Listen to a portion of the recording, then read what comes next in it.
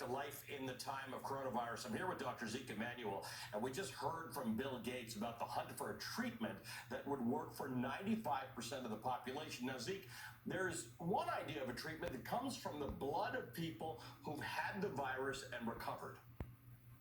It's called convalescent plasma, and I'm going to show you how it works with some of our images from our good friends at BioDigital. Let's remember how the virus works. Using the spike protein on the outer shell of the virus, the coronavirus enters a healthy cell in your lungs through a receptor, and it then hijacks its machinery to replicate exponentially. From there, your experience depends in part on your immune reaction and any underlying conditions you may have. Though we just passed 50,000 deaths in the United States, the vast majority of patients with the disease will actually recover. When they do, we hope that they will possess antibodies and other key immune molecules and cells that are specifically built to fight the coronavirus. These antibodies can be safely donated and potentially used to help other patients with coronavirus. And for that, we extract the convalescent plasma from the patients. The process is like giving blood, but with a twist. Whole blood, which contains red blood cells, white blood cells, platelets, antibodies, and lots of other molecules, is drawn from your arm and immediately put into a centrifuge. The spinning, much faster than what you see here, causes the various cells and molecules to separate. Everything but the plasma is sent right back into the body of the person who donates.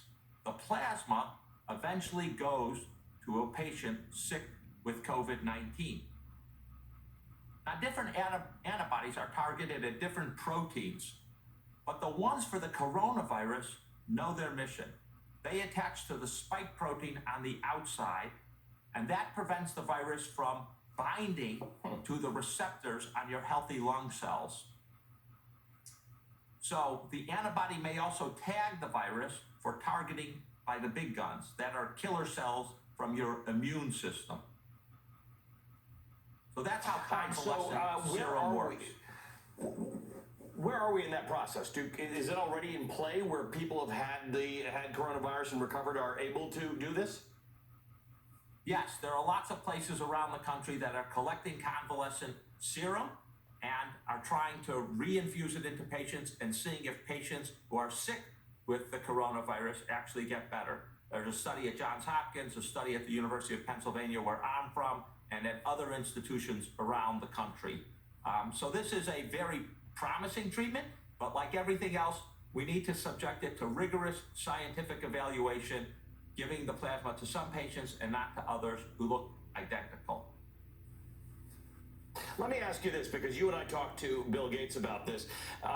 Anything we do, whether it's a treatment, a therapeutic as we call it, or a vaccine, requires replication at scale, right? The point is we've got to be able to do this for a lot of people. Is convalescent plasma the kind of thing that we can scale, or does it all depend on donors giving the specific plasma that gets given to patients who need it to recover?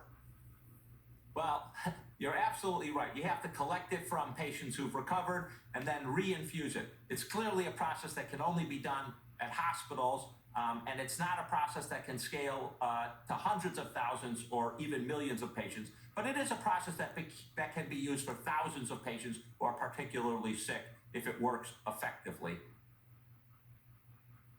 We'll take whatever hope we can get right now. In the second part of our interview with Bill Gates, he explained to Zeke and me why it's vital to prioritize coronavirus testing and contact tracing as a way to reopen the economy, and what changes in our behavior are going to last beyond this period of stay-at-home orders. Here's a little more from our interview.